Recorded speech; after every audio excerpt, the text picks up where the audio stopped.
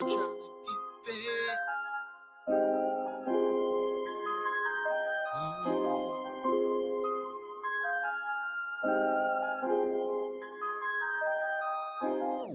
Still an everyday struggle trying to get fed. Need a spot at the table for my daily bread. Wonder why we thuggin', oh we misled. It's not the dog when we trying to break the daily bread. You can't feel the hunger through an op-ed. Don't cover how we suffer for the daily bread. Sometimes that pressure make me feel like I'ma lose my head. To make sure my MCs get their daily bread. Waking up to the traffic in the sunrise. Just another day trying to strategize. Mama running late for work, thinking strike two. Third job this year, cause it's nothing new. Trying to stay in school, trying to learn something. It's hard to get your mind right when your ribs touch. Teacher think I'm mugging, that's just hunger pains. I'm being cinematic, but it's Hunger Games. Try to play it off, mute the suffering. But my stomach break the silence when it's grumbling. So it's quarter cakes, chips, and ramens. Hunger is something one of five shorties got in common. Hit up corner stores, no fresh markets around. Sustaining from the shelf, no food straight from the ground. Multiply that times all the hoods in my town. We playing in the field, but nobody working the ground. Still an everyday struggle trying to get fed. Need a spot at the table for my daily bread. Wonder why we thuggin', oh we misled. It's doggy dog when we tryna break the daily bread. You can't feel the hunger through an op-ed. Don't cover how we suffer for the daily bread. Sometimes the pressure make me feel like I'ma lose my head. To make sure my MCs get their daily bread. Some scrape their bread up from the crumbs left on the table. Sipping pot, liquor to ease that rumbling coming from behind their navel. You're making that bread when you need your own dough. And the sharpest knife in the drawer can get a slice off that loaf. It's the life that I chose, but this life it chose me. You see, my daddy was a soldier and my mama a G. I'm talking integrity, legacy, how to march when I step. If Granny cooked it, all you heard was to nothing left. Heard a scrape on the plate, but if you don't work, you don't eat. You gotta earn your own keep. What a man sows is what a man reaps. Daddy took his machete, then he handed to me and said, keep swinging and chopping until the way I can see. Adorn the armor of God when I step on the street, knowing the Lord protected me from my head to my feet. When Daddy took his old machete, then he handed to me and said, keep swinging and chopping until the way I can see my daily bread. Still an everyday struggle trying to get fed. Need a spot at the table for my daily bread. Wonder why we thuggin', oh we misled. It's doggy dog when we tryna break the daily bread. You can't feel the hunger through an op-ed. We don't cover how we suffer for the daily bread. Sometimes that pressure make me feel like I'ma lose my head. To make sure my young seeds get their daily bread.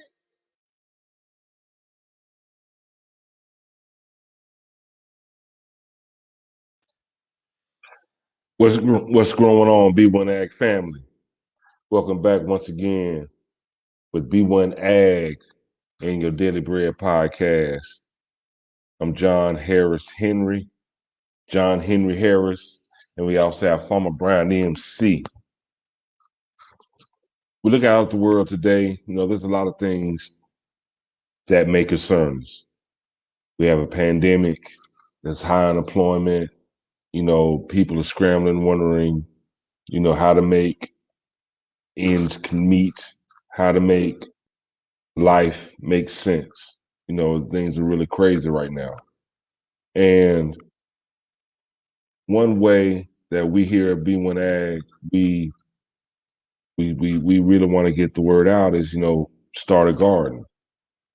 But now, there's new research that shows that gardening actually does promote a better sense of well-being as well as stress release. So that's what we're going to talk about today. We're talking about our feelings and how we feel and how to deal with these mental health issues and challenges and obstacles in a very practical, simple way to deal with stress and just everyday obstacles is to get your mind right by getting in that garden. It's that simple, y'all. Get your mind right. Research says gardening improves well-being and reduces stress. See, the thing about stress and stressors, this life it could it provides a lot of that. There's a lot of stressors every day. Gardening more frequently has been found. It links improvements in well-being, perceived stress, as well as physical activity. Uh, the new research suggests that people who garden every day have well-being scores of 6.6% higher and stress levels 4.2% lower than people who do not garden at all. Like even if you only garden 2 or 3 times a week, it maximizes the benefits of better well-being and having lower stress levels. And also just scientifically, uh, when you dig in the soil, there are there are good bacteria, Mycobacterium vaccae. This stimulates the release of serotonin. Now, serotonin is a happy chemical that our body naturally produces. It's a natural antidepressant. It strengthens the immune system. It's calming. It's serotonin is like the body's production of its own chronic. Basically, serotonin is the body's chronic, and this is stimulated through gardening. So today we're going to dive a little deeper and really uh, put out this message as strongly as we can and as skillful as we can. That if you want to get your mind right, get in that growth state of mind, go plant a garden.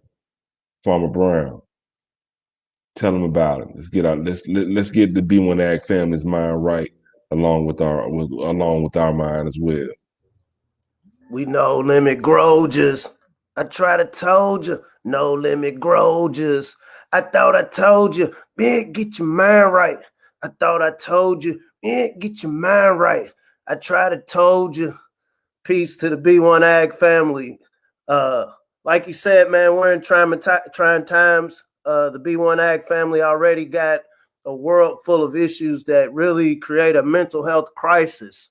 I say this with a smile on my face, but studies show, sometimes you don't need a study to realize that there's an issue. But statistically speaking, so right now in the B1AG community, 4 in 9 or 43% struggle with illicit drug use.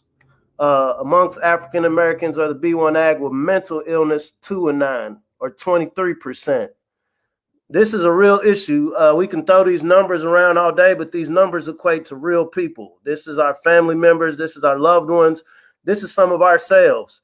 Like Dr. Boy says, working on that plantation can work a doozy on one's mind. And so when we talk about gardening, we absolutely want to get people in the mindset of producing. Even if you're not going into business, just producing your own food, that's obviously healthy in and of itself. But once again, trying to figure out strategies to really look out for our community. And real quick, so according to SAMHSA, and this is the Substance Abuse and Mental Health Services Administration. This is a governmental entity. And so as we frame this conversation, you almost have to laugh about it. We're told every day, research-based information, follow the science, follow the science.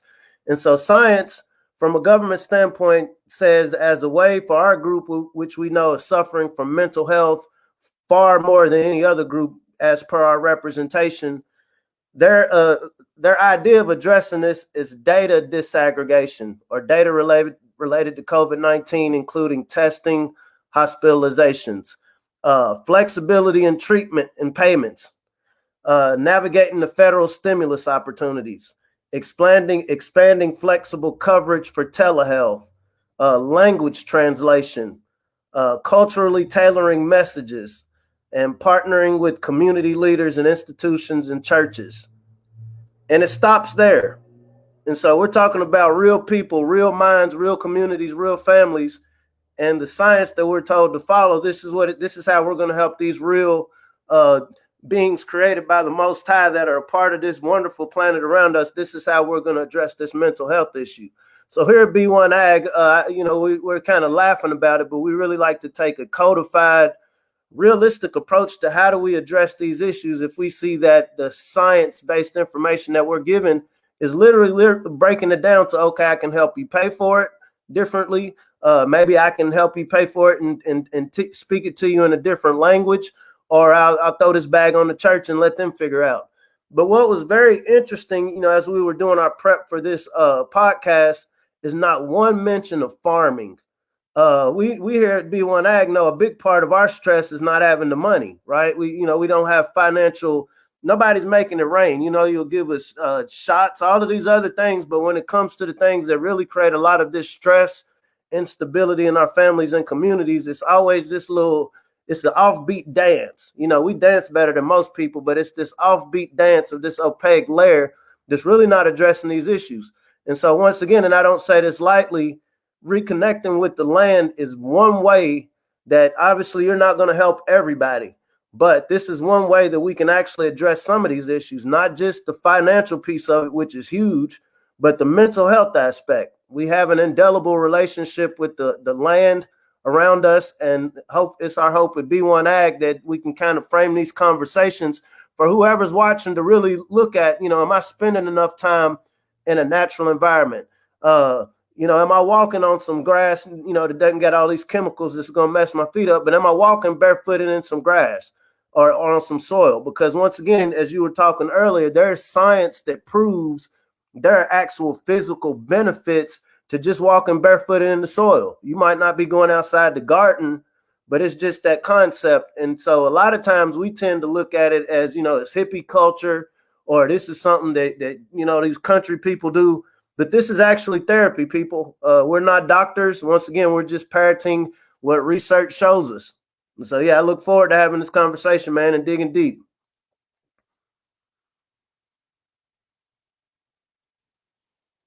And outside of the mental health benefits of gardening, there's a lot of physical, like real physical benefits of gardening. And this is a quote taken from Dr. Lorianne Shulman Puey from the Royal Horticultural Society. They're the ones that conducted the research that we're reporting on now. They said, in fact, gardening every day has the same positive impact on well-being than undertaking regular, vigorous exercise like cycling or running. When gardening, our brains are pleasantly distracted by nature around us. This shifts our focus away from ourselves and our stresses, thereby restoring our minds and reducing negative feelings. Gardening is like effortless exercise because it doesn't feel as strenuous as going to the gym, for example, but we can expend similar amounts of energy.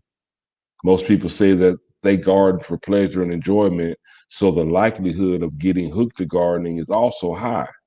And the good news is that from a mental health perspective, is that you can't overdose on gardening. How about that?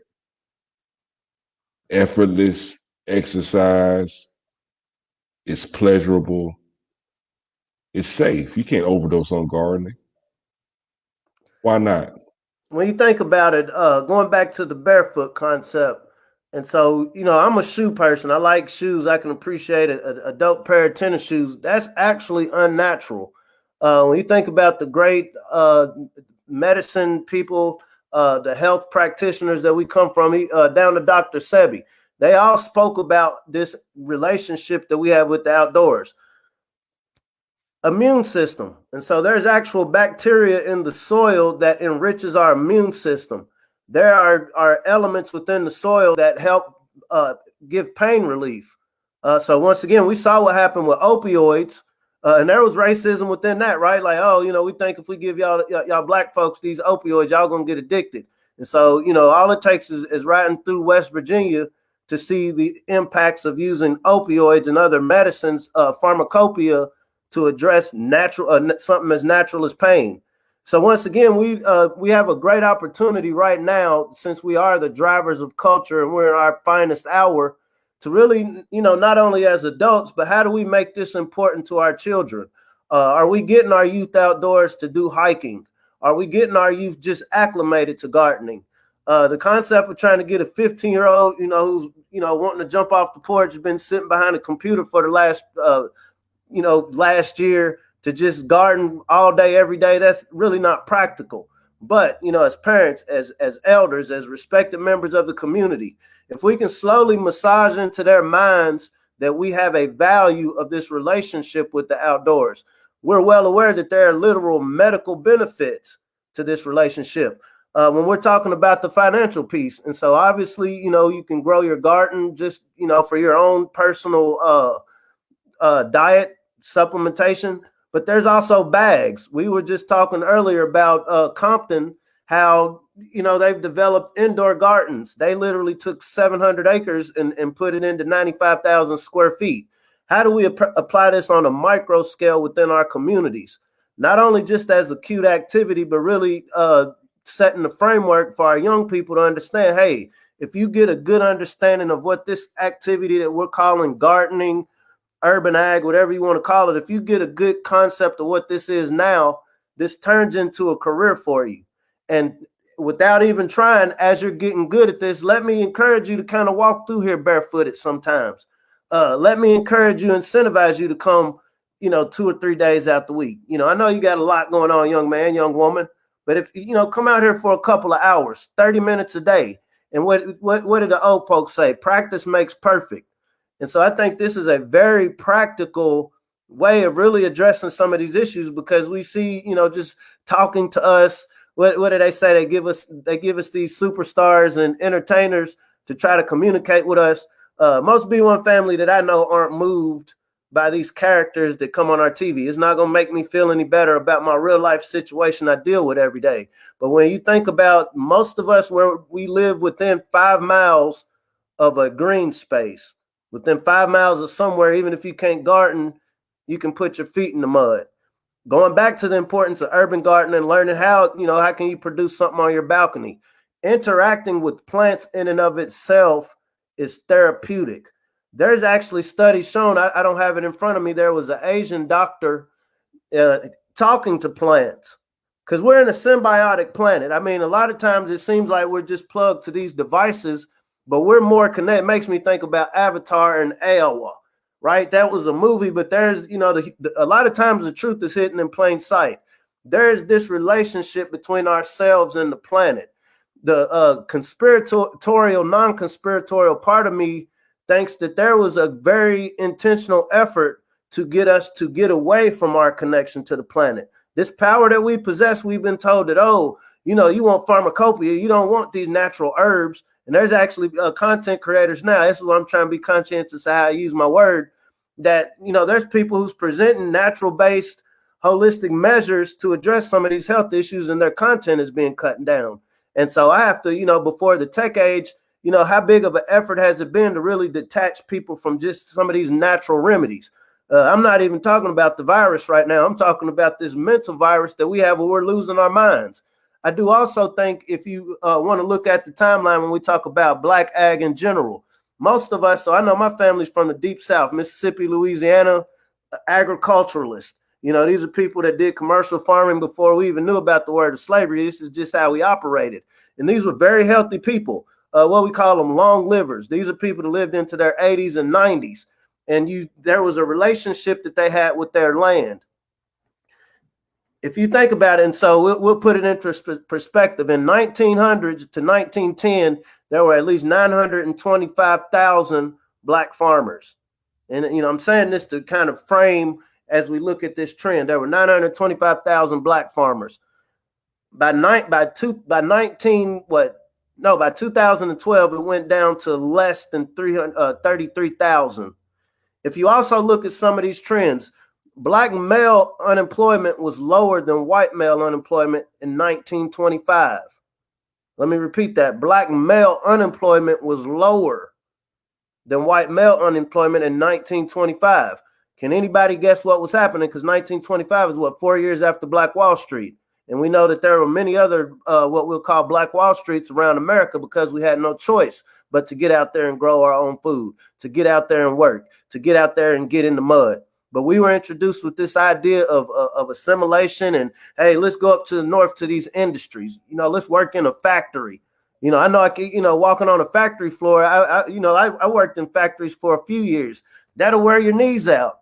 And then you see the elders who worked in these factories, you might have got a lot of good checks, you know, able to get your family started. But then in the long term, your back is messed up. Your knees are messed up. And then once again, going to this mental health with what we're talking about, your mind is messed up from being in these factories. And guess what? You can't pass a good job down to your offspring and the people you care about.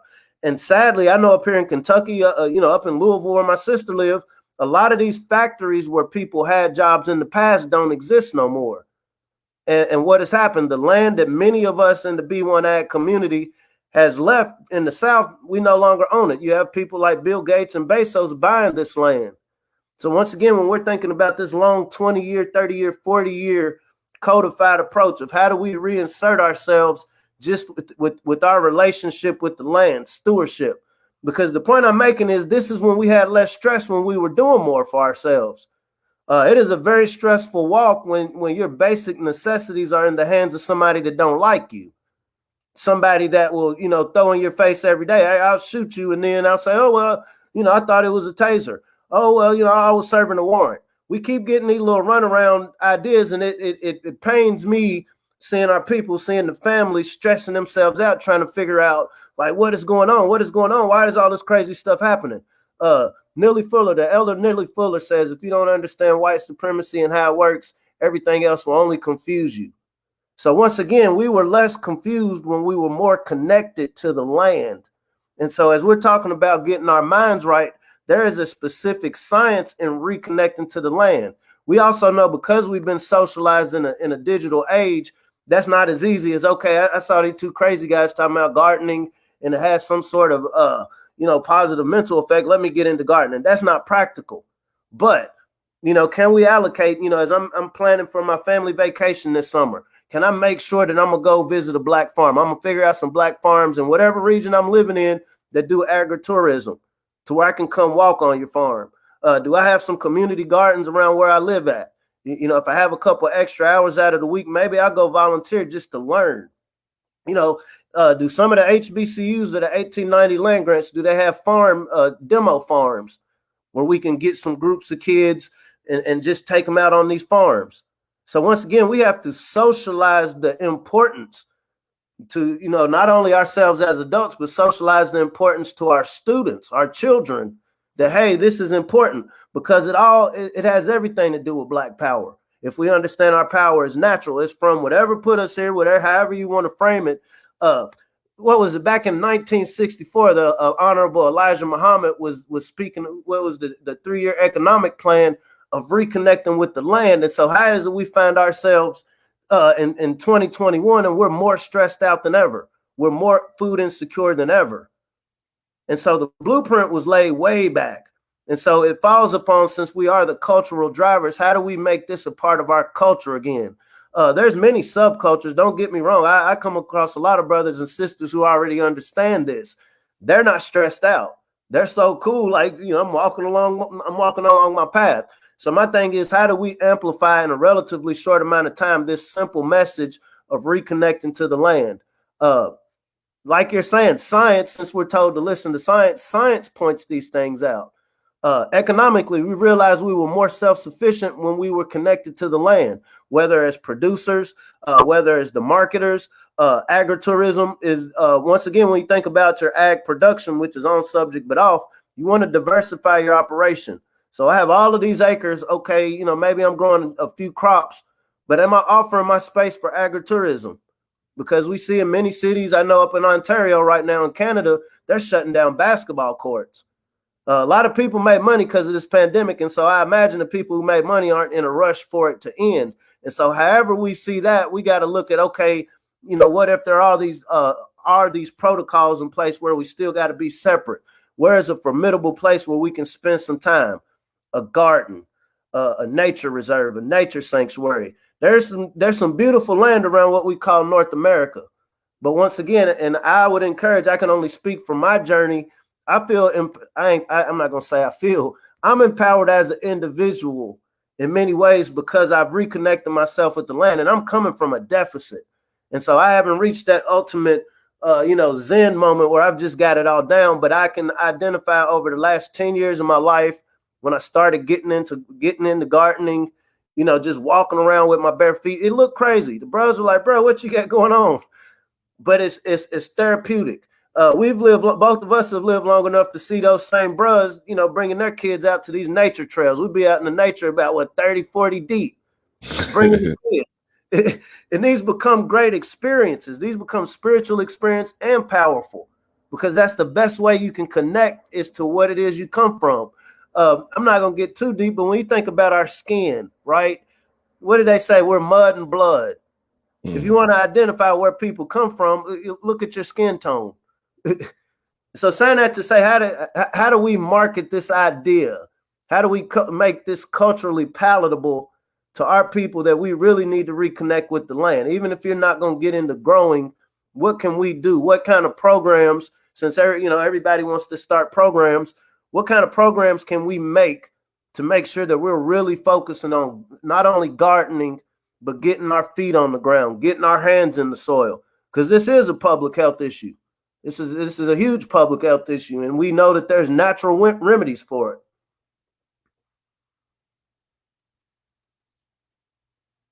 And the natural remedies they're the best remedies. Because if they're natural and organic, that means that it exists to combat whatever is wrong naturally, yin and yang. So just go straight to the source. And the source, is that earth, is Mother Earth. It's going back to the source. So, Farmer Brown, do you have anything else you want to say to the people, the B1 family, before we get up out of here? Yeah, this was a short one. I tell you this, it's nothing like swinging my hoe. Breaking up that soil, right? We all have things we deal with, family, professional, and we really have to be codified in how we're approaching things. I'm at a point in my life I'm just done asking people to change their stance. I think it's just more expedient and wise for me to, what can I do? What can I produce? What constructive thing can I do with my time? Our time is precious, because we never get our time back. And so every time I've swung a hoe, and I'm talking about the garden tool, every time I've beat that ground with my shovel, I produce something from it. I wasn't just swinging it around for the sake of being upset. It's the same, you can punch a punching bag.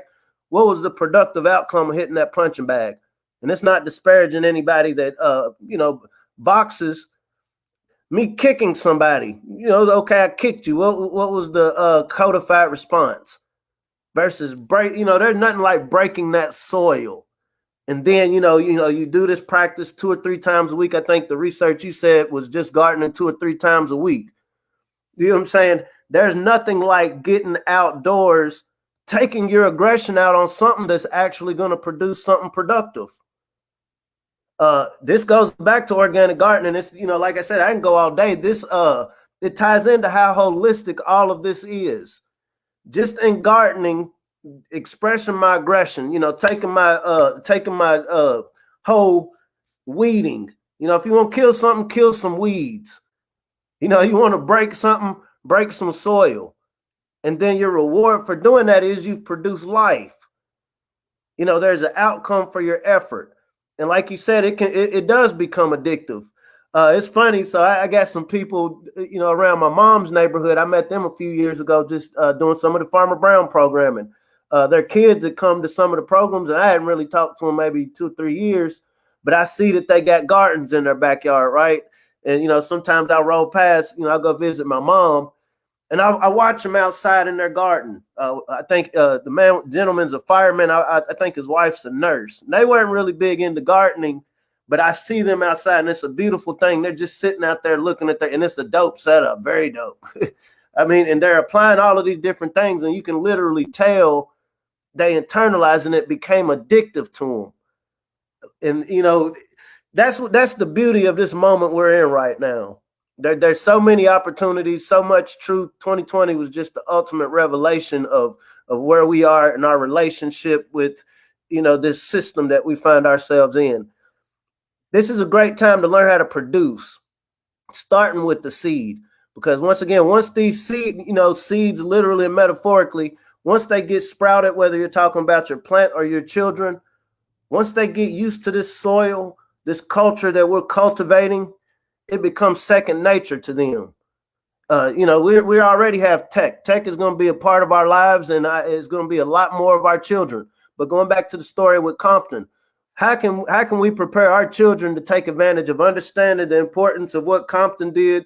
Really creating a local food system and incorporating technology. Because I got my degree in ag, food, and environment, and I can tell you I learned a lot more just being out in the soil, being out in the ground, being outdoors than what I'll read in a book. Because one advantage we have, we got no choice. That's the advantage we have. We have no choice right now. Either you sink or swim. Either we reconnect or we get disconnected. The power is in the land, and the power is in the people of the land. The sooner, the degree that we're able to make this connection on a local level, what we got going on up here in, say, Kentucky is very different than, say, Georgia, North Carolina, Texas, California, but the principle is the same. This is Turtle Island. This is, all the way to Aquivalon, South America. This is our land. This is our land. Whether you have ownership of it or not, this is our land that we're connected to. There's no law that's going to say you can't go out and garden. They're a little petty well, you got to call this to make sure you're not digging a power line, or you got to make sure you're not bringing in invasive species. But that's petty. There's nothing in the world right now stopping any of us of just reconnecting with the land. And like I said, there's a productive, constructive outcome according to the degree that we're able to do this. All this was today is science telling us, like, hey, this works. Immune system, overall health, antidepressants. On top of, you can produce something that you can eat. Went around the board. Went around the board. B1AG family, there it is. Don't go crazy. Just go garden. Crazy. Yeah, don't go crazy. Just go garden. I hope you enjoyed this slice of daily bread today. But yeah, it's serious, but it's also simple. If you want to get your mind right, science backs this up. Just go garden. You'll feel better. You might even hug somebody. Go out there and garden and get some sun on your face and just hug somebody. If you don't hug somebody, just pet a plant. You know what I'm saying? Just pet a plant. Just talk to the plant. Just talk to the plant. Never know, it might talk back. B1AG family. Be prosperous. Stay in a growth state of mind. Be safe. Be vigilant. Live with intent. Just be abundant. You see the babies. Y'all see the babies. Let's make a better world for them. Till next time, John Henry Harris, we are Farmer Brown MC. We're out. And if you really want to know something, learn how to grow something. peace. Peace out.